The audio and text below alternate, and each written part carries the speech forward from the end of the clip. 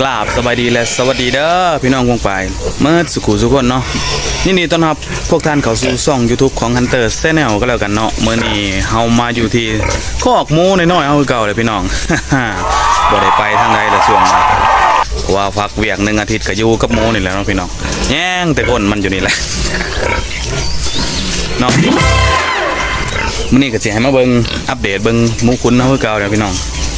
เพราะว่าเฮาอยู่กับหมูนี่ก็สิบ่มีหยังมาปนเนาะส่วนนี้ก็สิมีมันมาปนนิดน้อยเนาะแต่ว่าสิให้เบิ่งก่อนเนาะพี่น้องเนาะ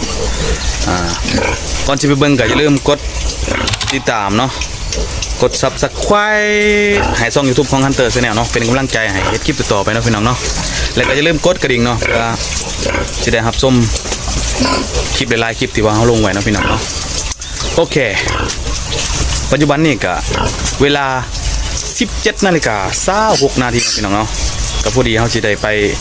อัปเดตเบิ่งหมูขุนหมูที่ว่าเฮาเลี้ยงไว้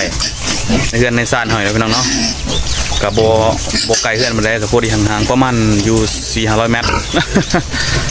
200-300นี่แหละประมาณ200นี่แหละบ่ฮอด500เนาะพี่น้องเนาะแค่บ้านแค่เมืองเฮาเก่าพี่น้องเนาะโอเคเฮาไปเบิ่งหมูกันเลยบาดนี้อัปเดตตัวนี้เนาะนี่ก็ซื้อว่าเห็นทองแล้วพี่น้องเลยแม่มันนี่แล้วตัวนี้ก็เริ่มใหญ่แล้วที่เขาอัปเดตให้พี่ให้น้องเบิ่งเนาะคอกระสีอันนั้นแน่เพราะว่าเมื่อคืนนี่ฝนตกน้าเติบพี่น้องเลยประมาณ2 ชั่วโมงมันตกแห้งเติบอันนี้ก็หมูขุนเฮานี่ได้2 เดือนปลายเนาะพี่น้องเนาะ2 เดือนปลายเลยเด้อหมูขุนนี่เบิดอาหารอยู่30 สอบพี่น้องต่อ10 ตัวเด้อปัจจุบันนี่เด้อ เนาะก็คือว่า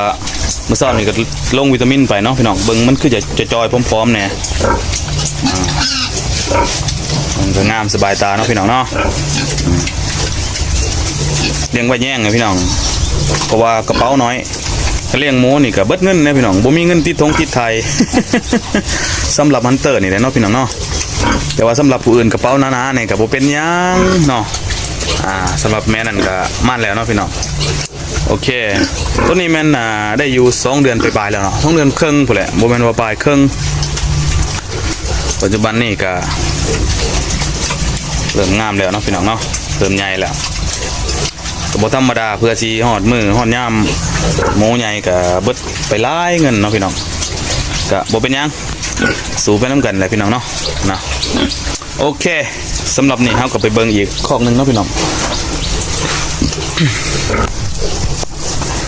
ตะกี้ก็เฮ็ดคอกหมูไก่กับน้องอยู่เนาะคือใส่ว่าสิเอาขี้หมูลงน้องนะพี่น้องเนาะ ที่ไหนได้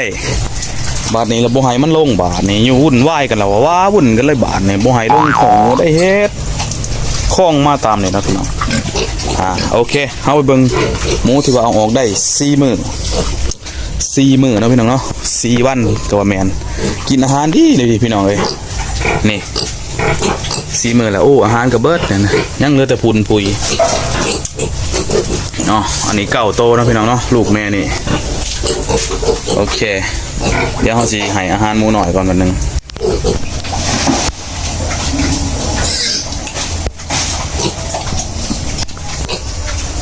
เนาะอันนี้ก็คือลูกหมูเฮาแล้วพี่น้องเนาะเบิ่งสิให้อาหารมันก็จักบาทนึงอาหารก็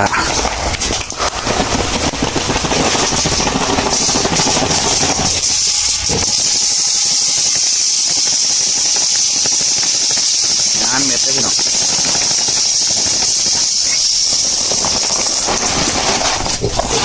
สำนีพ่อก่อน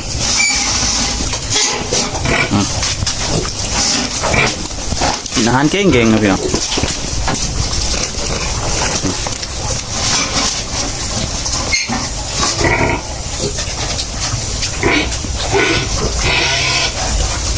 เช้านี่ก็ลงวิตามินไปนะพี่น้อง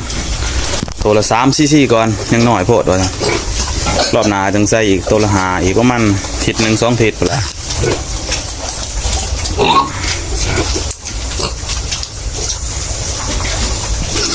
แต่ว่าที่มีปัญหาที่ว่าเคยเลี้ยงหมูพันธุ์มันนี่ก็มีแต่แม่มันพี่น้องบ่ฮู้ว่าเป็นหยัง2 แม่ล่ะพี่น้องเอ้ย เวลาได้ลูกเอาลูกออกแล้วนี่หมูบ่เป็ดสัตว์จักเถื่อได้ลูกเถื่อเดียวเลยก็แล้วเลยบาทเนี่ยโอ้ยอันเตอร์ก็รูปแปรรูปแปดนะพี่น้องลูกก็บ่ได้ขี้ลายงามพี่น้องหันแต่ว่าบ่ฮู้เป็นอะไรเนาะพี่น้องโอ้ตัวนี้ก็ปวดทั่วกระบอนเดี๋ยวจะไปเบิ่งแม่มันเนาะพี่น้องเนาะโอเคป้าให้มันกินอาหารก่อนเนาะ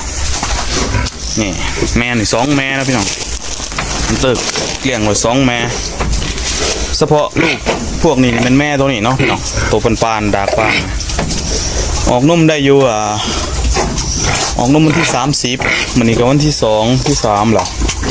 ก็4วันเนาะพี่น้องยังบ่ทันมีการขึ้นเพศเนาะแต่สำหรับตัวนี้นี่ลูกมันนี่คล้ายไปทั้งเตอเลยเนาะว่ามันม่านกับโบแมนพี่น้องโอ้ยตอนนี้ก็บริยูน้ำแล้วนะนี่บอยากคายพี่น้องเอ้ยแต่ว่าเอาอายุน้ำมันก็กินเฮาจำเป็นนะพี่น้องเนาะตัวนี้อยากขอถามหมู่เพื่อนเนาะเศร้าเลี้ยงหมูบัดจุกุสุคนเลยบัดจุกส่อง YouTube เนาะพี่น้องเป็นความหูมันเป็นหยังเนาะเวลามันเกิดลูกแล้วนี่เฮาแยกออกหมูบ่ขึ้นเพศหมูบ่เป็นสัตว์เบิ่งนี่ก็คือว่ามันเจ็บแข้งเจ็บขานี่นะพี่น้องเขาเป็นห่วงอยู่เพราะว่าตัวนี้ก็เป็นแนวนี้แหละพี่น้องหลังจากที่แยกลูกออกไปแล้วก็สิเจ็บขาแนวนี่แหละนี่เห็นบ่มันยางสิเยกๆแล้วก็บ่เป็นสัตว์เป็นหยังเลยแล้วก็ถ้าหึงก็บ่ขึ้นเนาะใส่ฮอร์โมนกระตุ้นมาก็บ่เป็นอะไรมีอยู่เนาะเสียอาหารเกือบเป็น 3-4 เดือนตายแหละมันกินขึ้นจนหมดนะพี่น้องกะย้อนวันอะไรก็อยากให้มันเป็นบ่อยากเลี้ยงเอาใหม่มันกระเทินมันเป็นอะไรก็ได้ลูกเทื่อเดียวถิ่มได้ลูกเทื่อเดียวถิ่ม2เทื่อ3แม่แล้วพี่น้องเอ้ย2แม่นี่ได้ลูกเทื่อเดียวแล้วก็ปะบ่เป็นสัตว์อีกเลยนะพี่น้องเนาะตัวนี้ก็คันมีผู้ใดฮู้จักข้อมูลที่ว่าดีๆก็ซอยคอมเมนต์แนะนำนี่ได้พี่น้องเด้อว่ามันก็มันนี่ก็วันที่4เลยเด้เนาะบ่แม่นวันที่2ตัวก็3-4-5 มื้อนี่ได้เนาะเอาลูกมันออกจากแม่มนี่นะถ้าตะกี้ให้มันหลุดนี่ประมาณอาทิตย์นึง7 มื้อครบ7 มื้อแล้วมันขึ้นเพศแต่ว่าอันนี้เนี่ยเจ็บขากระแยกแนวนี่โอ้จักเสียดหรือว่ามันสิเป็นอะไรเฮาสิซักยาหยังให้มันก็คอมเมนต์บอกให้พี่น้องเด้อมันบอกแน่เพราะว่าพบปัญหานี้มา2แม่แล้วป้าไว้กับทิมแล้วล่ะป้าไว้ก็มันก็กินหัวอาหารเฮาซื้อมาแล้วล่ะเนาะพี่น้องสิคล้ายก็อยากพังเบิ่งอีกหั่นนะหลุดแก่เวลายาวมามันก็เลยบ่เป็นแล้วก็รูปเสียงเงินหลายเนาะพี่น้องเนาะโอเคไปเบิ่งหมูหน่อยอีกก่อนเนาะเป็ดมอนมันอยู่พี่น้องตัวนึงกับต้นห้ำเลยห้ำตรงเลย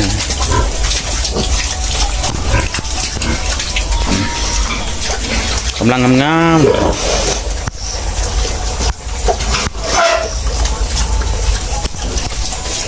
เนาะกำลังงามฮักก็ได้วันที่30นี่ก็วันที่ฮักก็ได้5 มื้อเนาะพี่น้องโมโหกล่องเป็นยัง5 มื้อส่วนหนึ่งก็กินอาหารเก่งๆเบิ่งตีมันกินเก่าโตเนาะพี่น้องเก่าโตลูกของแม่นี่ลูกแม่นี่โอเคให้ไปเบิ่งสมีก่อนเนาะพี่น้องเดี๋ยวห้องสียางไปอีกวันหนึ่งก่อนว่าจีเฮ็ดนี่ลงไปกับน้ำเคี้ยวเนาะขันปีนี้บ่ได้เอาลงปานใดได้นี่เนาะเอาเบิ่งพวกนี้ก่อนอีกแล้วต้องใส่หิวน้ำก็หลายน้ำจะเบิดล่ะแม่นี่ก็คูนแน่อยู่ตัวได้ลูก3-4 สุดแล้วแม่นี่เนาะแต่พวกนั้นนี่พวกขาวนี่บ่ทันก็ได้สุดเดียวเลยก็บ่ขึ้นเลยนี่คือหมูขุนเฮาเนาะ2 เดือนปลายเบิดหากระถองให้มึงเบิ่งสิทองให้อีกกันมันนึงกินอาหารกับซีฟรีเลยเนาะฟรีลำบากน้ำเมืองหน่อยละแพงร้ายราคาหมูกับบอดีบันไดเนาะแต่ว่ามันได้เลี้ยงละมันเป็นได้พี่น้อง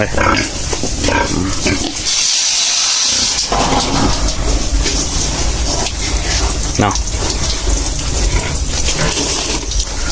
โอเคนอกจากหมูเขาก็ยังมี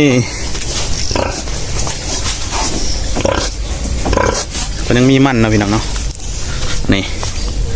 ฮันเตอร์นี่เฮ็ดหลายอย่างอยู่แต่ว่าอย่างละหน่อยบ่พอสิได้ เนาะอันนี้คือว่ากลมาตากได้3 มื้อนี่แหละ